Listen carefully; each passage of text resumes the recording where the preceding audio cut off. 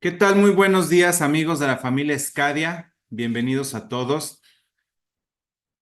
Estamos el día de hoy muy agradecidos y contentos de contar con su asistencia. Están entrando varias personas ya aquí al chat.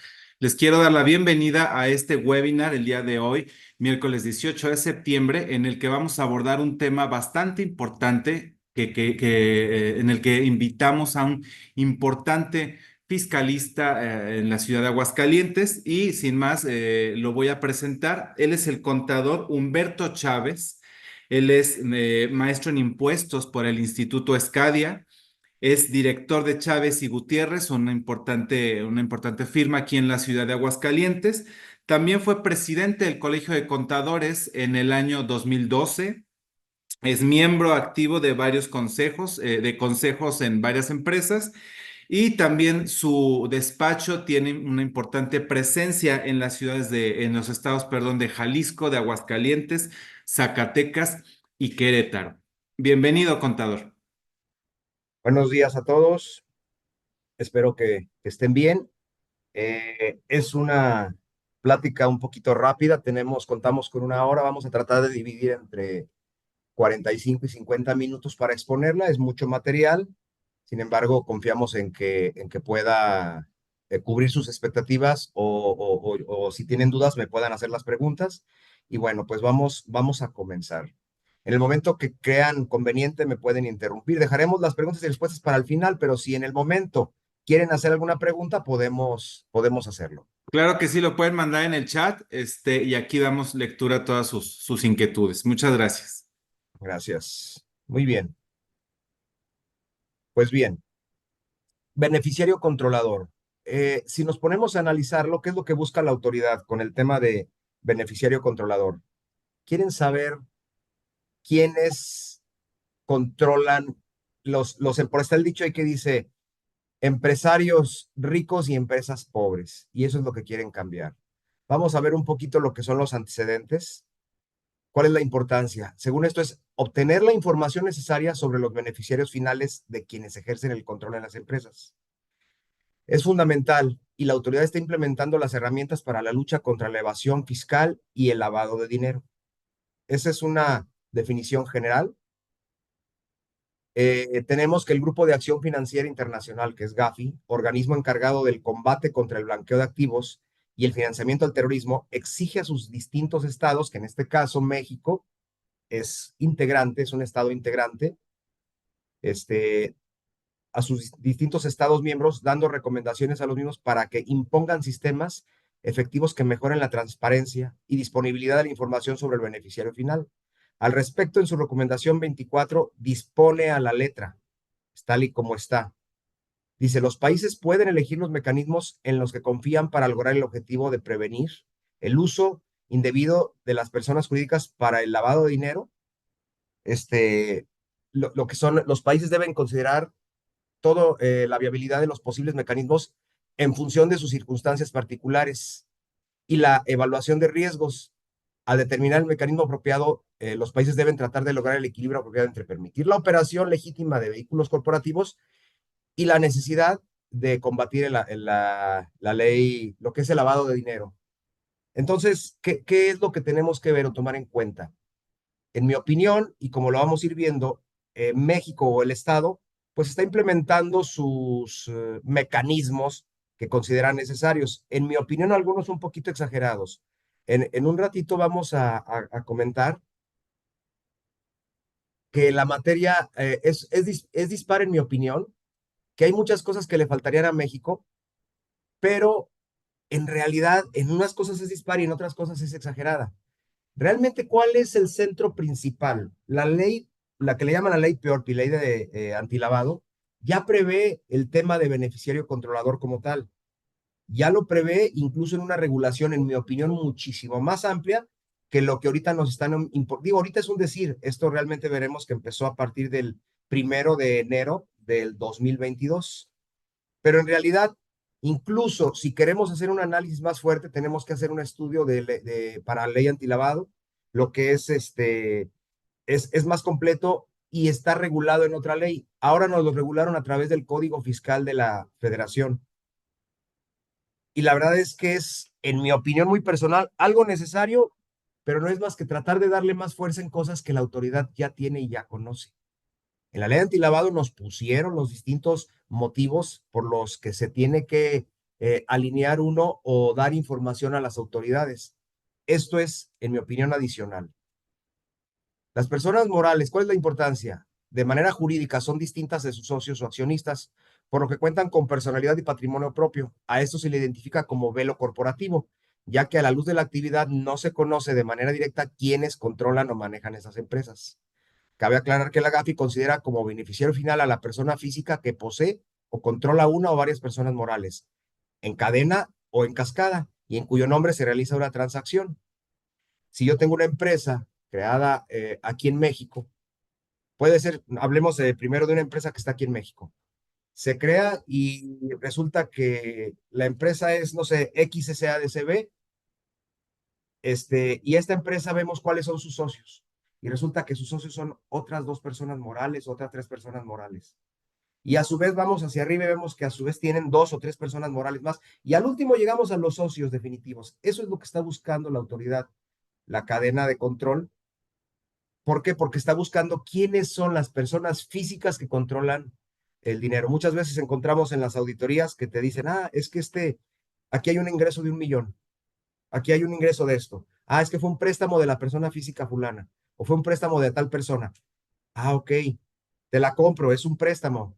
Incluso cosas que son un poquito, en mi opinión, que van más allá de lo que marca la ley. Oye, ¿tiene fecha cierta tu préstamo?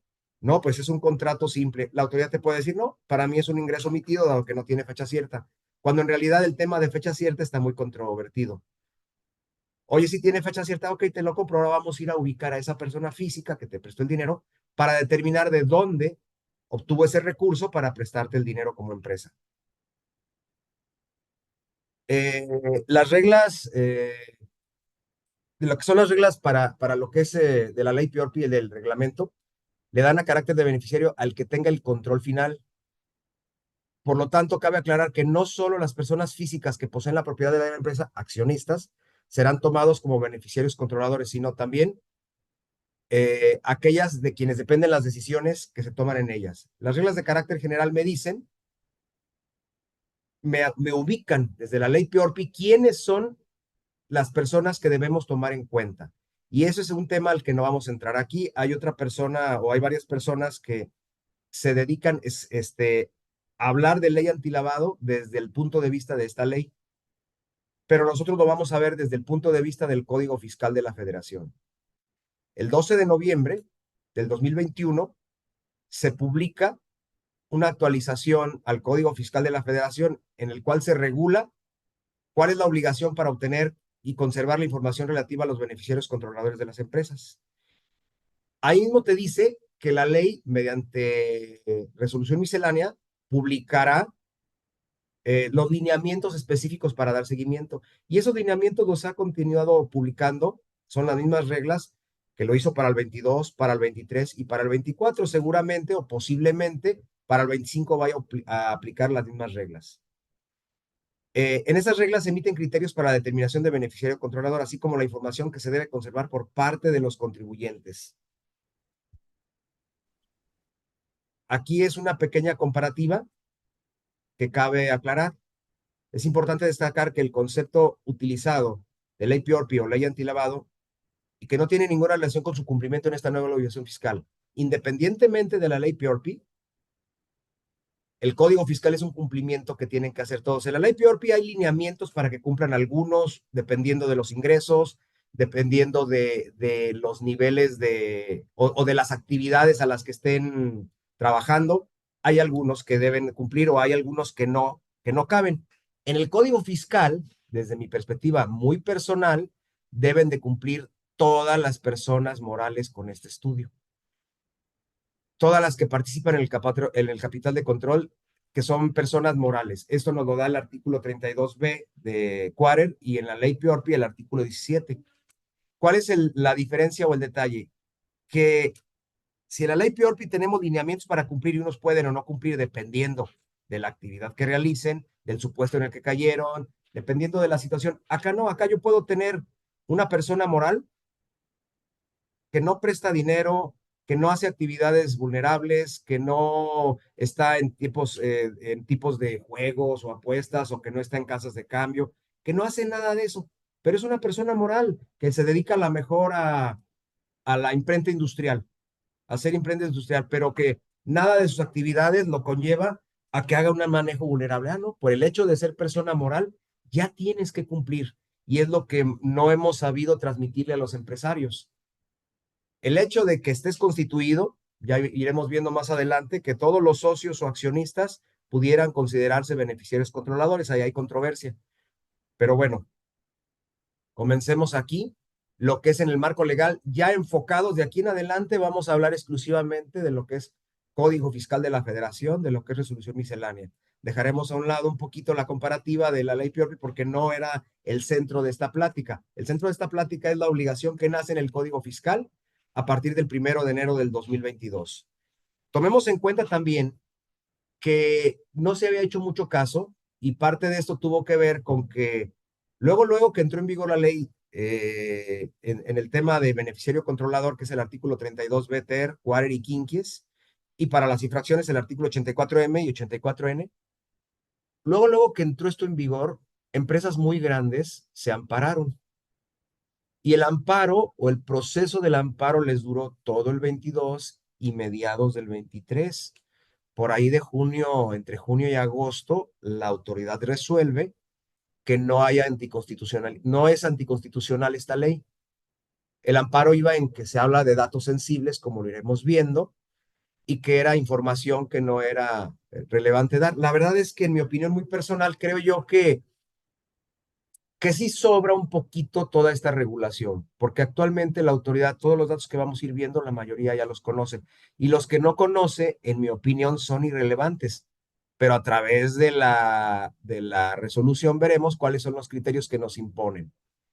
¿De qué habla el artículo 32 BTR? De obtener y proporcionar información sobre el beneficiario controlador. El quarter, quién es el beneficiario controlador, y el quinquies, qué hay que hacer para mantener actualizada esa información. Y los criterios a los que hace referencia el artículo, en la regla 28120, 28122, nos dice los criterios para determinar al beneficiario controlador, los mecanismos para identificar, obtener y conservar la información actualizada. Y en el 28122, la información que mantendrán las personas morales. Y en el 28123 de la regla, la información que mantendrán los notarios y corredores. ¿Por qué notarios y corredores o fedatarios públicos? Porque ellos participan en la creación de las personas morales. Ellos deben de contener, me voy directamente al último punto, porque es el que menos vamos a abordar, salvo que aquí haya con nosotros algún fedatario público, con gusto lo comentamos, pero ellos deben de mantener todo lo relativo a la creación de las personas morales. Deben de tener una serie de información y cosas que ya las tenían. No creamos que al entrar en vigor esta ley, les dieron nuevas obligaciones a los notarios. No, no es una nueva obligación como tal lo que tenían que hacer. Sí es una nueva obligación mantener y conservar esta información, pero ellos ya de por sí lo hacían. Cuando constituían una persona moral, se cercioraban que todos los socios tuvieran su registro. Se cercioraban que estuviera, de hecho ellos mismos tramitaban la autorización del nombre, no es exclusivo de ellos, pero normalmente ellos lo hacen, se cercioraban de una serie de información que tienen que cumplir para que se constituya la persona moral y es parte de lo que exigen.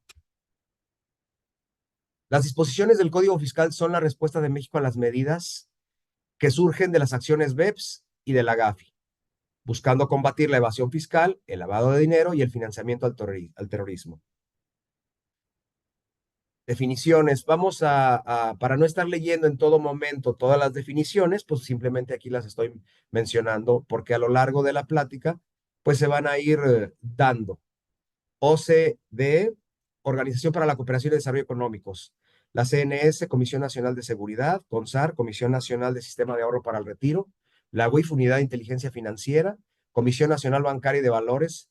Beneficiario Controlador. Código Fiscal de la Federación. BEPS, por sus siglas en inglés, según su acrónimo base de la erosión. Base de la erosión y el profit, o sea, las utilidades. La GAFI, Grupo de Acción Financiera Internacional, y reglas de carácter general de la ley PIONPI. ¿Hasta aquí tenemos alguna duda? Parece que no, no hay comentarios tampoco en el chat. Ok.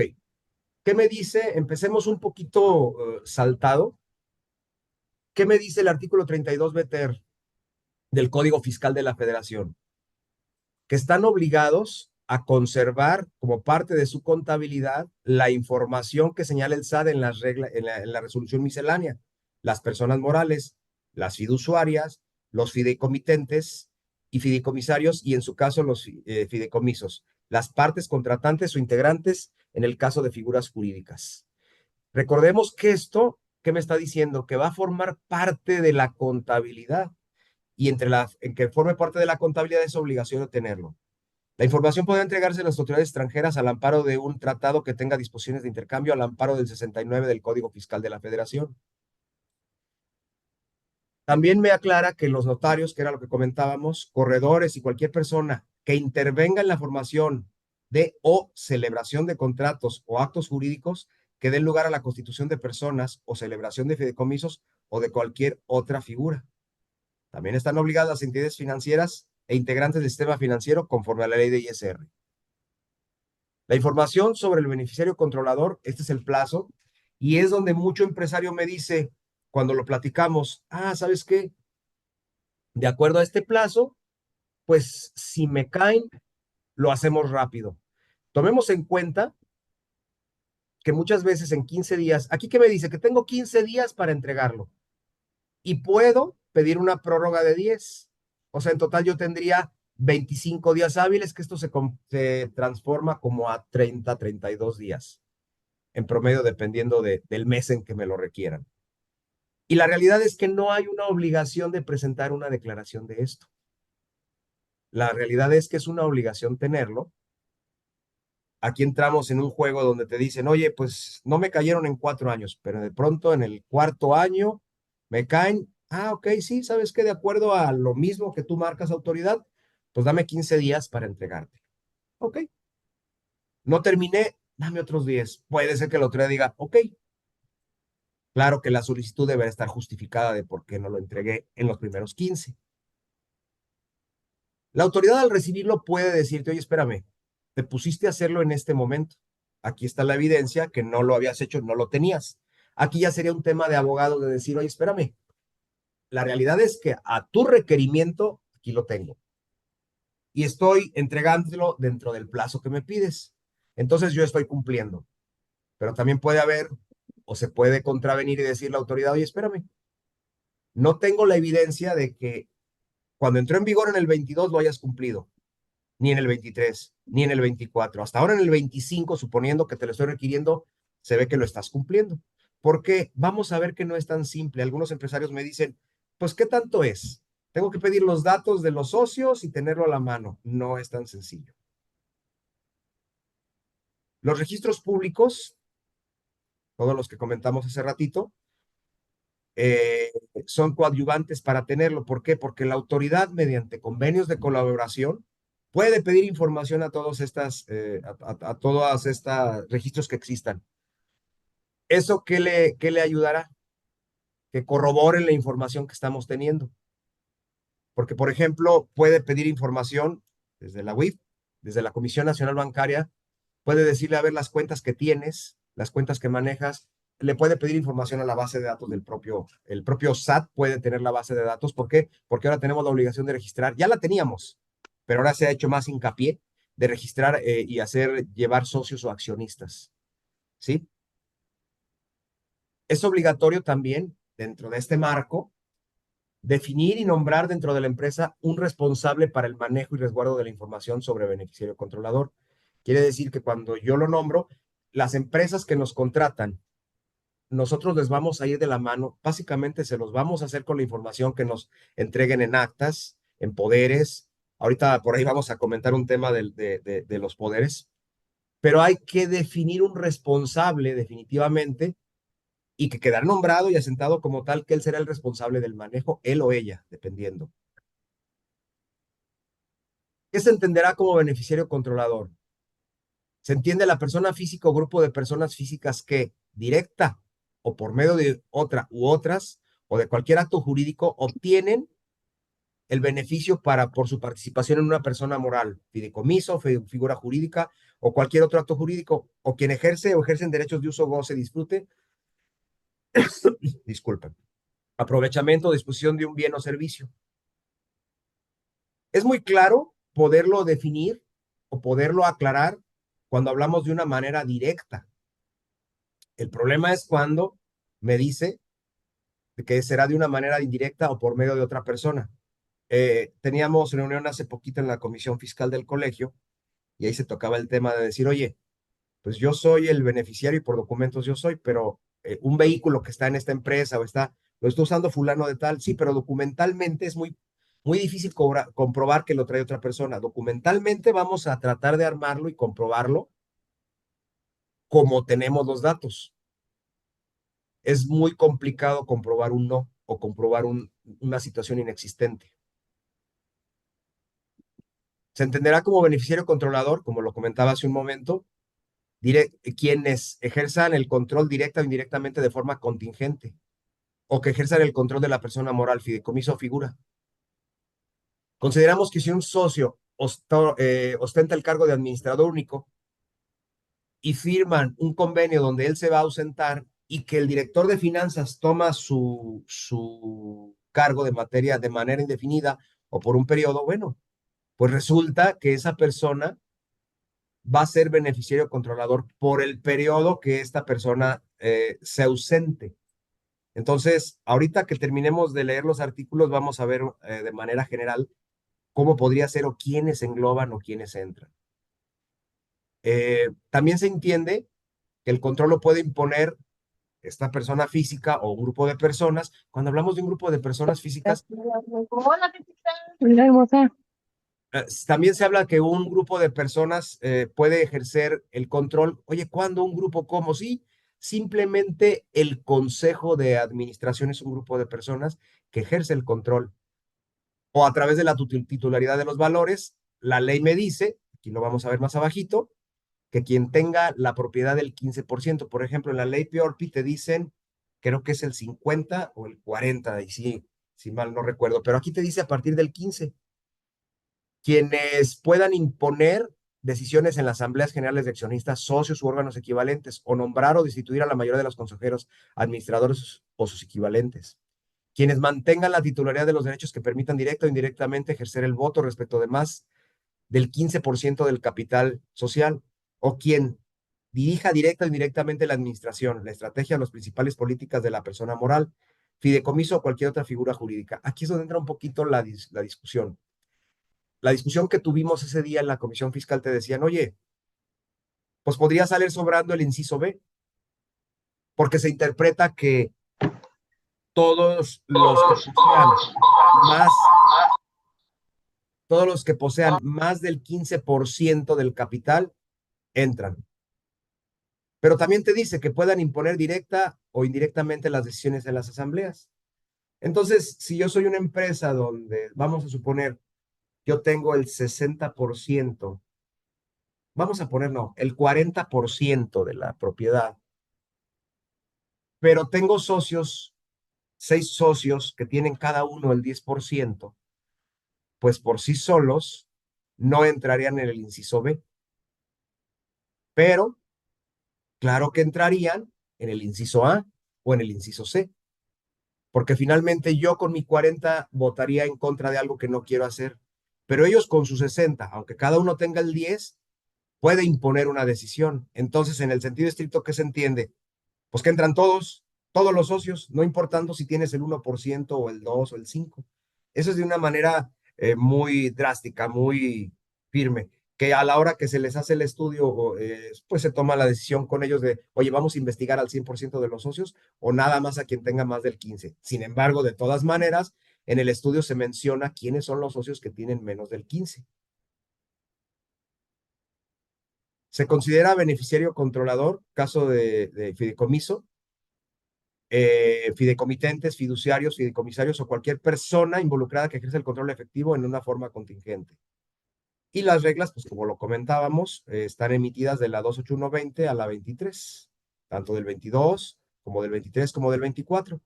Las recomendaciones de la GAFI están de la 10, 22, 23, 24 y 25. Aquí estamos interviniendo básicamente en las recomendaciones, en la recomendación 24. Aquí que me dice en el artículo 32 Bequinquies, que deberá mantenerse, si nos fijamos, primero tendremos que identificarlos. Tendremos que saber quiénes son, quiénes integran.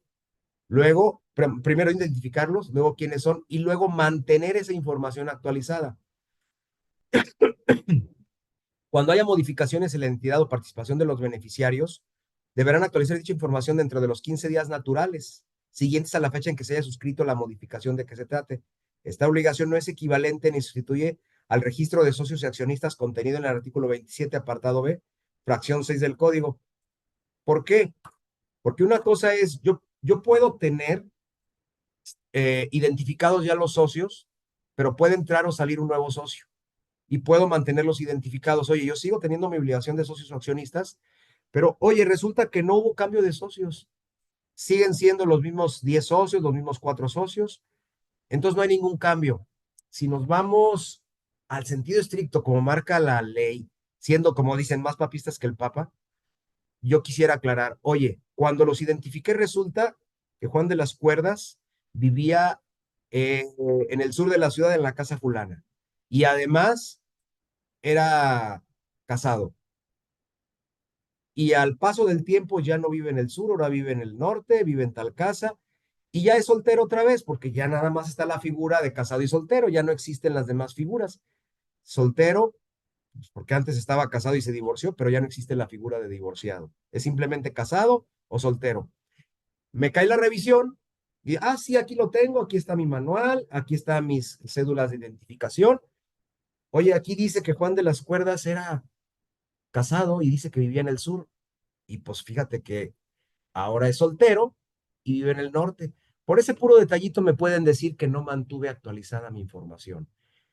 ¿Puede sonar ridículo lo que estoy diciendo? Sí, pero también es exagerado y un poquito intransigente actualmente la autoridad fiscal. Y se agarran de cualquier cosa para poder imponernos una multa o cualquier detalle que pueda llevarles a ellos la obtención de recursos. Resolución miscelánea. La regla 28120. Déjenme ver el tiempo. Híjole.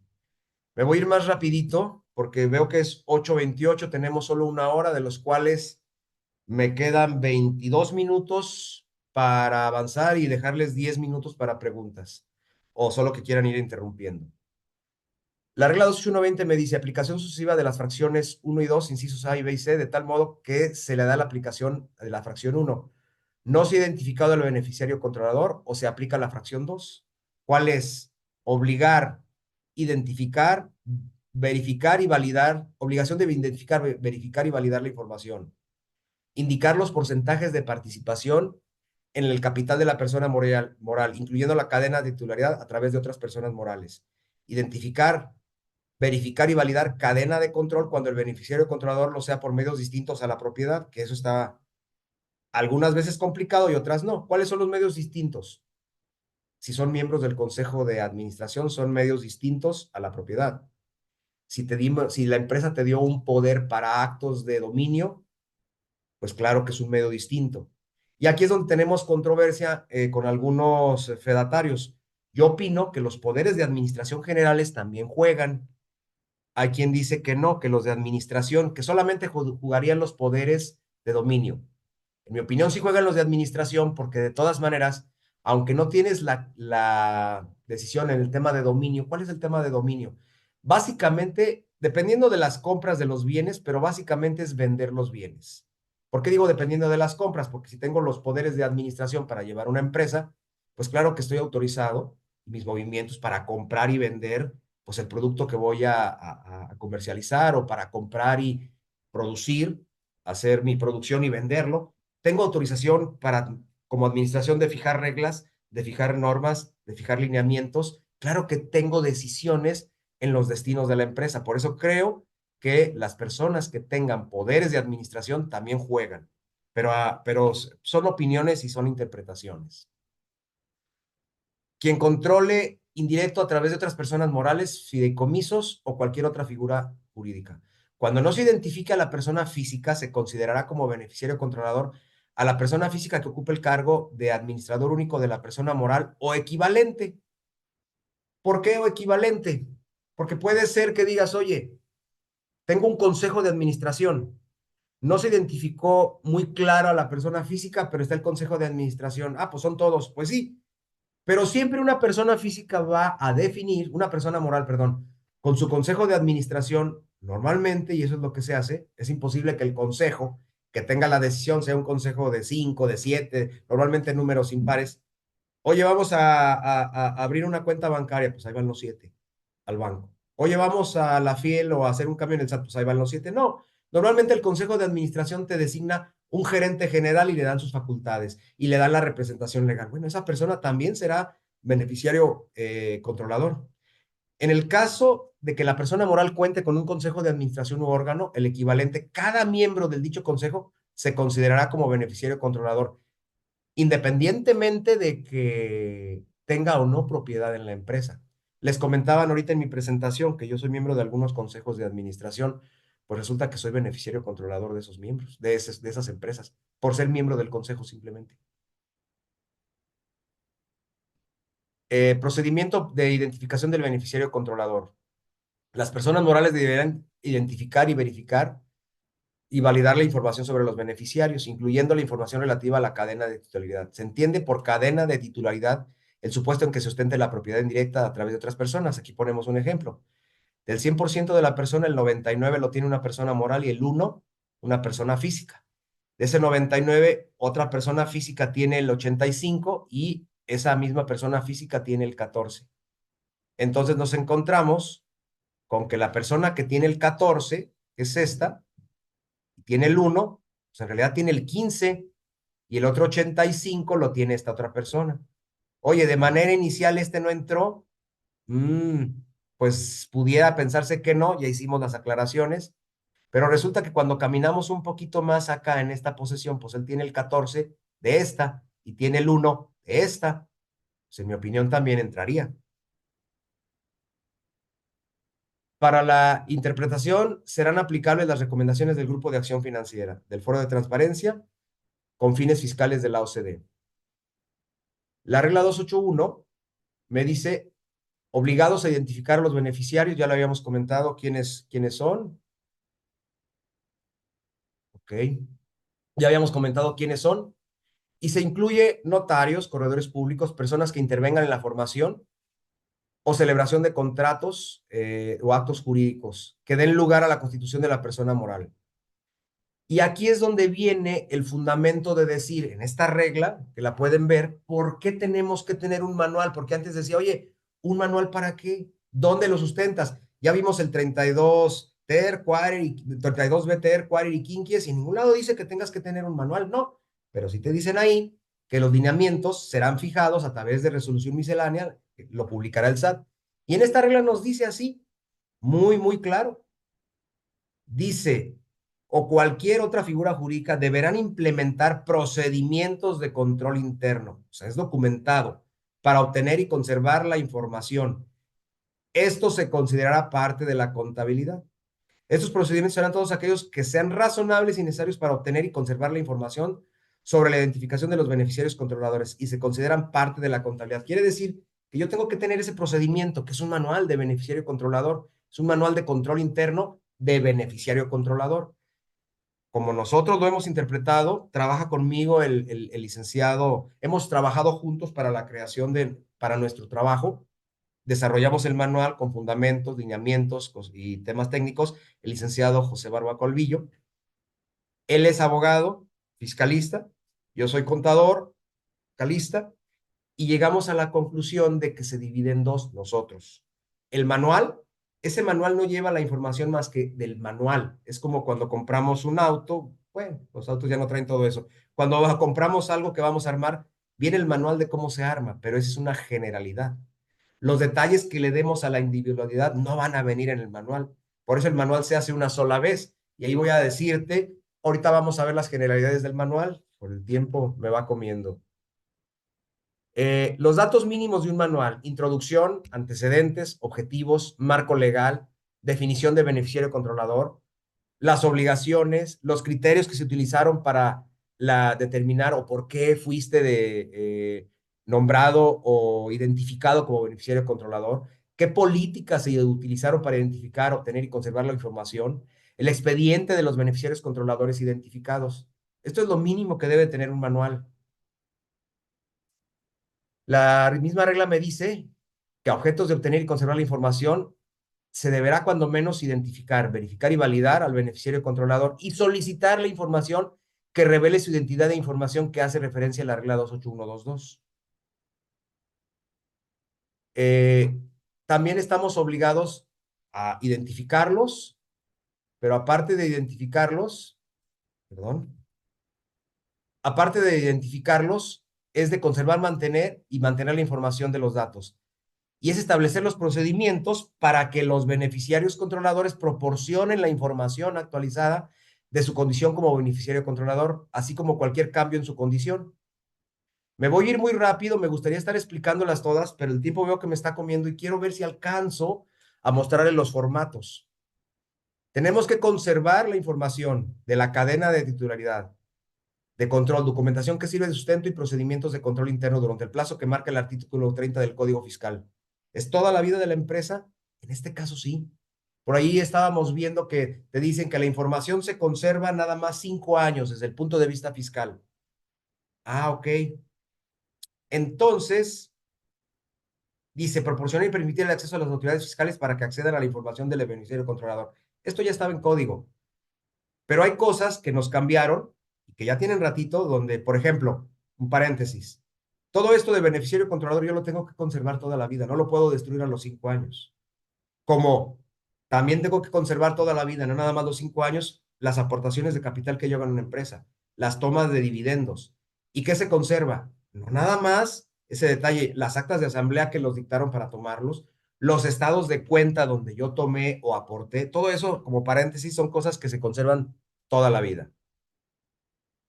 ¿Qué tengo que tener en la información? Aquí esta lámina es algunas cosas me parecen tan ridículas.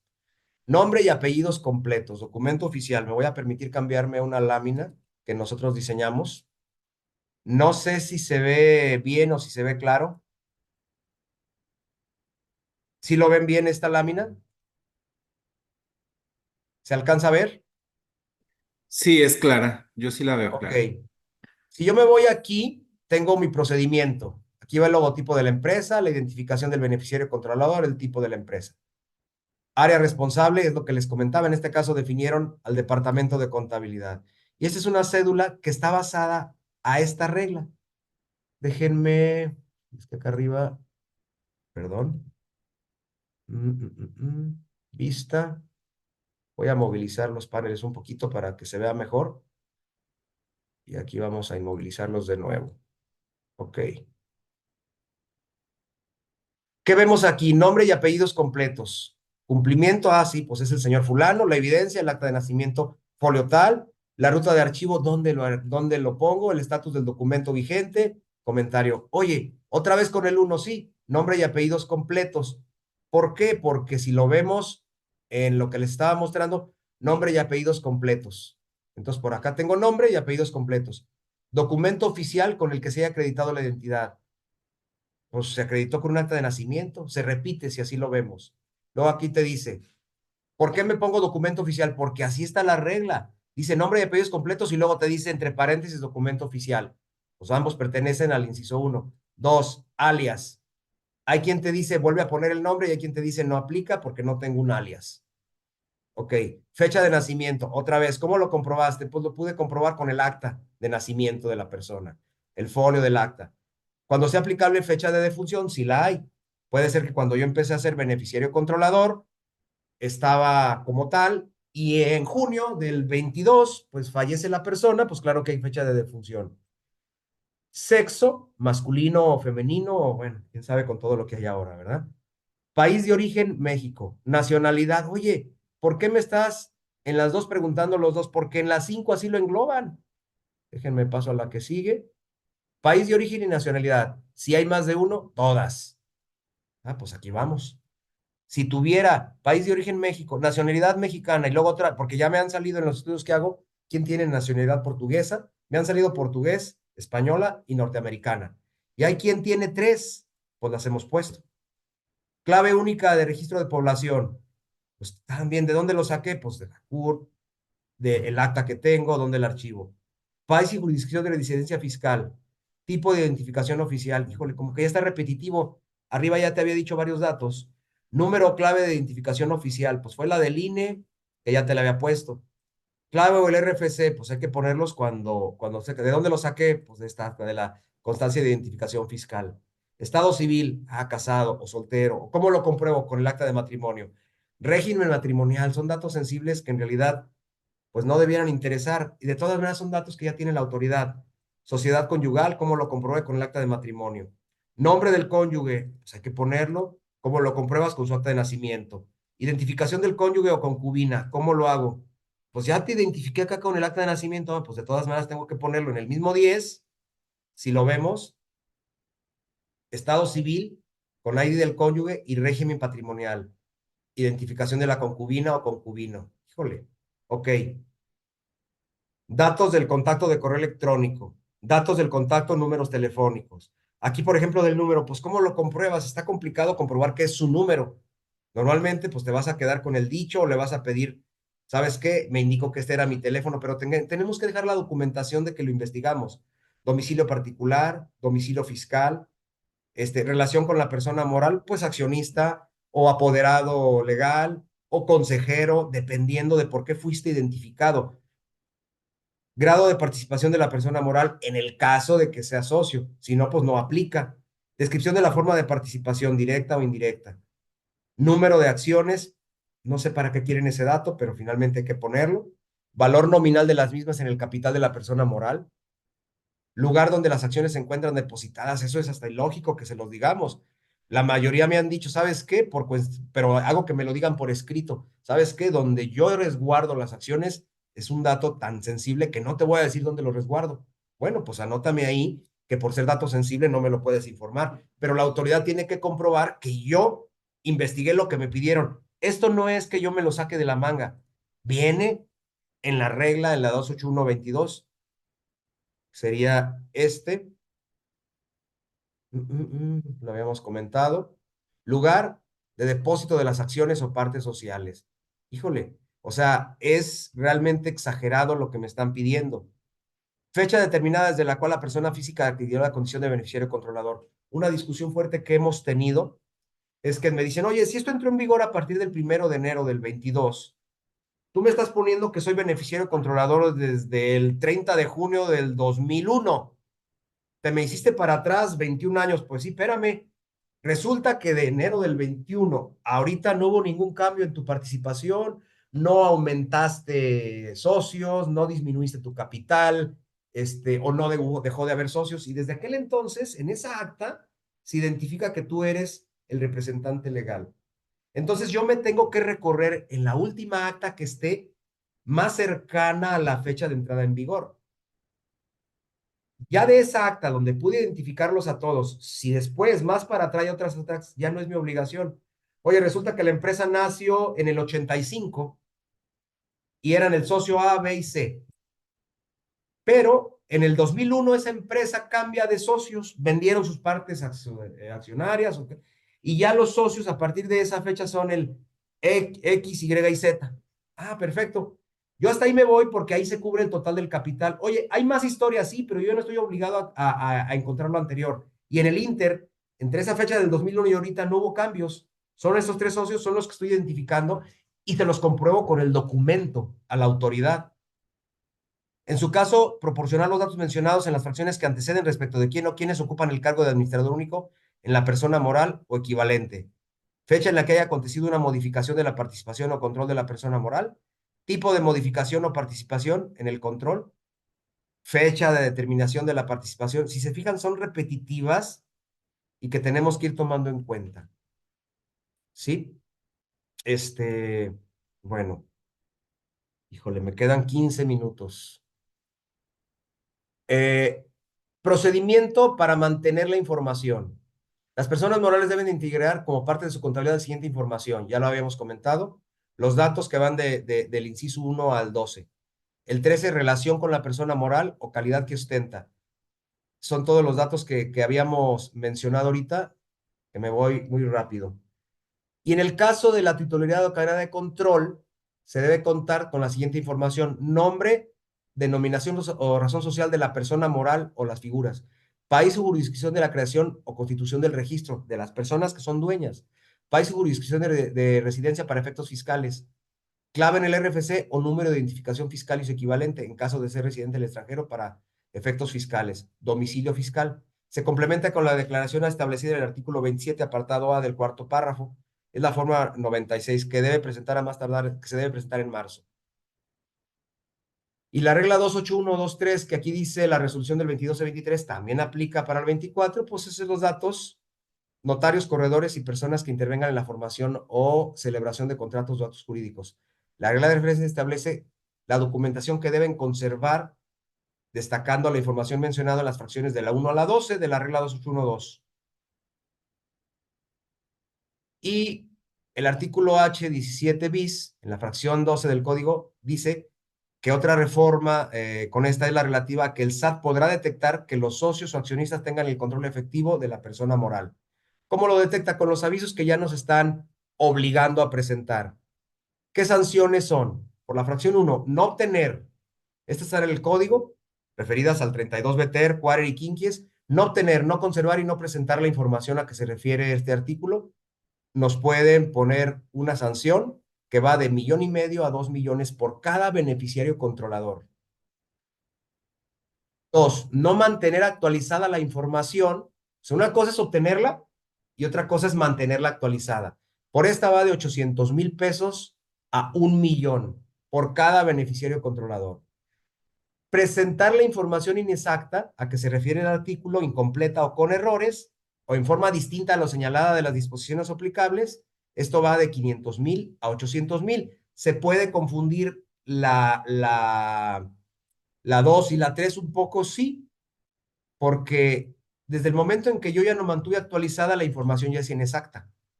Y si nos vamos exagerados, la autoridad te puede decir: oye, te voy a sancionar porque no actualizaste tu información. Sí la tienes, pero no la actualizaste, ahí te van 800,000. Pero además, como es inexacta, también te voy a sancionar porque es inexacta. Como no la actualizaste, es inexacta. Y entonces te pueden querer jincar, estoy siendo exagerado, pero a esos extremos puede llegar la autoridad y decir: te voy a aplicar, la primera no porque sí la obtuviste, o sea, la anterior, esta no porque sí la obtuviste. La tienes y no te aplico la multa de 1,500,000.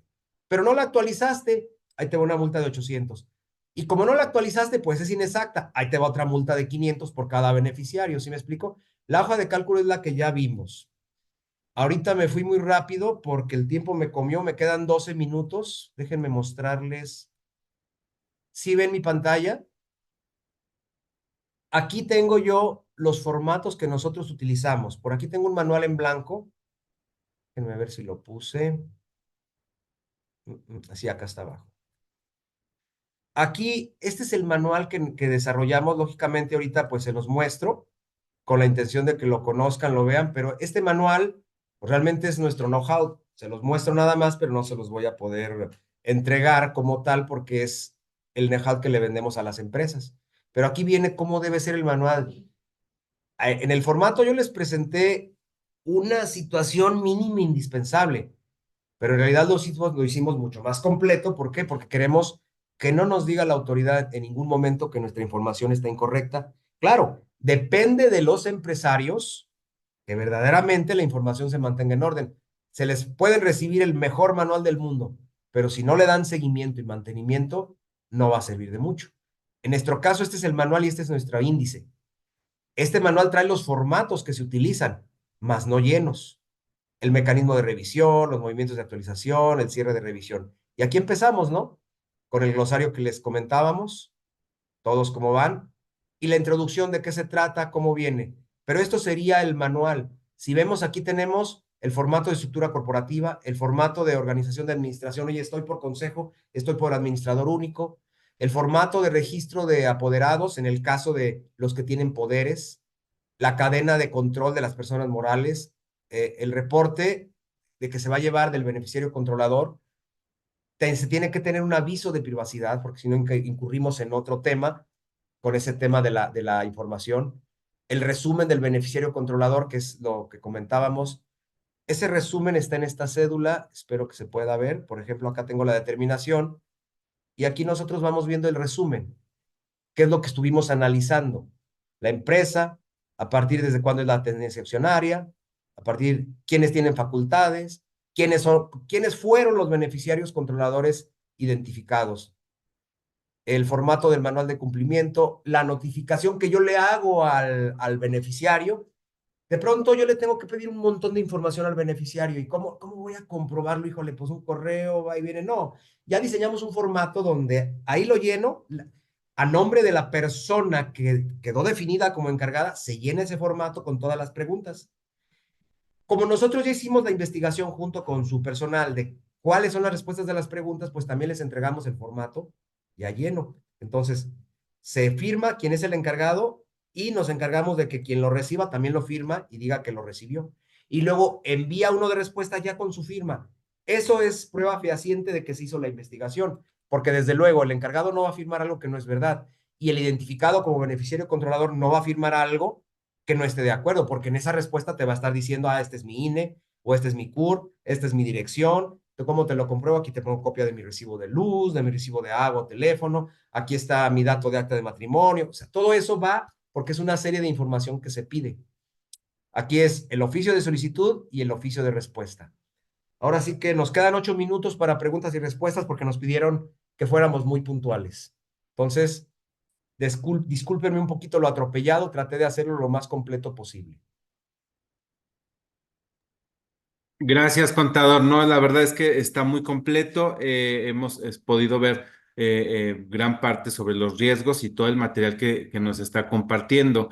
Nos pregunta en el chat, bueno, ya nos dijo Marcos Javier, nos dice, buen día, ¿hay manera de que se proporcione el material? Bueno, La presentación sí. Ok, perfecto. La presentación yo te la envío a ti para que tú se las hagas llegar a todos. Pero de mi parte, la presentación que di, sí. Perfecto, con eso se lo podemos hacer llegar a todo nuestro público. También muchas gracias, Daniel. Está muy claro el Excel, sobre todo muy bien definido. Todo muy claro, muchas gracias. José Rogelio Luna nos dice, ¿existen exentos de presentar información del beneficiario controlador? En mi opinión, no. Si nos vamos a mover y vemos la exención que, por ejemplo, hace la misma autoridad a las personas, se me ocurre ahorita, se me viene una a la mente, lo que es el reciclo. En el reciclo, personas morales te exentan de presentar la contabilidad electrónica o te exentan de presentar la DIOT. En ningún lado dice que estés exento a tener la información. Las personas morales juegan todas y al extremo de que si creamos en ese extremo, en ese detalle, una asociación de condóminos, pues ahí no hay una propiedad, pero hay un consejo de administración o un comité directivo. El comité sería quien tiene que presentarlo porque es de una persona moral.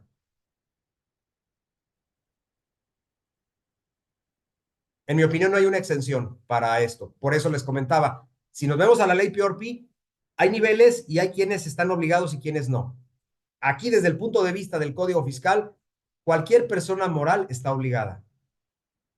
Y háblese cualquiera, si hablamos de un Coparmex, si hablamos del Colegio de Contadores Públicos, de una asociación de condóminos, de una asociación para temas de beneficencia, son personas morales, están incluidas. Perfecto, muy bien, muchas gracias, contador.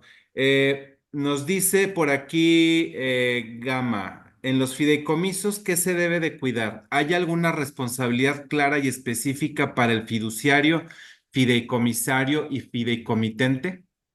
Se tienen que cuidar los mismos lineamientos. O sea, dentro del fiduciario o fideicomitente, en el fideicomiso, ¿quiénes son? ¿Quiénes tienen el control de?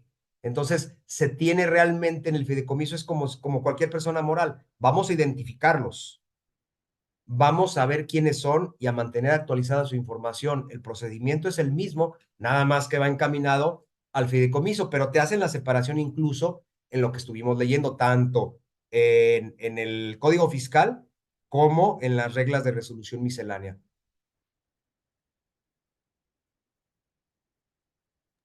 Ok, muy bien, muchas gracias, contador. También, bueno, Rogelio, muchas gracias por tu comentario.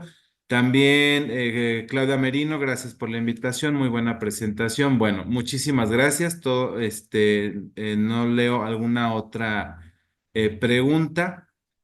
Gracias al ponente por su exposición. Muchas gracias. Muy clara la exposición. Felicidades al expositor.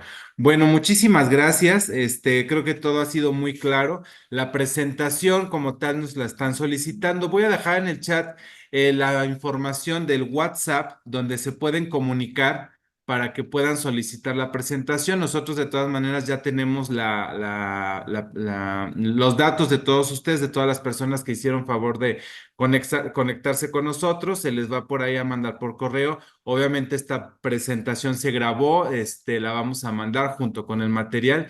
Y bueno, muchísimas gracias a todos por su asistencia. Contador, como siempre, un gusto que sea usted parte de la familia del Instituto Escadia y estén pendientes del próximo webinar que tengamos, así como de nuestros programas de educación continua en el que seguramente se tocará este tema, ¿no? Del beneficiario controlador que es tan importante y en el que muchas veces no le damos la importancia, sobre todo de cumplir con esta obligación y de quiénes son los involucrados, quiénes son las personas. ¿Hasta qué punto debemos de involucrar a esas personas que están dentro de nuestro consejo, dentro de nuestra organización? Y cuáles son los riesgos de no cumplir con lo que con lo que está pidiendo la ley. Ok, yo Así que bueno, en un ¿algún otro momentito comentario, más, contador? sí, que en un momentito más te mando a tu WhatsApp esta presentación que acabamos de dar para que tú se las puedas hacer llegar. Mis datos pues están ahí en la pantalla y yo te agradezco mucho, perdón que te haya interrumpido, lo que quería informarles es que en un momentito más, no más de 10 minutos, tienes la presentación en tu WhatsApp. Perfecto, con eso, nuestro público va a estar muy agradecido, todos la están solicitando. Y bueno, muchísimas gracias, contador. Espero su presentación y se las haremos llegar a todo el público que asistió a este webinar. Muchas gracias por su preferencia y por haber estado aquí con nosotros. Muchísimas Muchas gracias y hasta gracias. luego. Hasta pronto.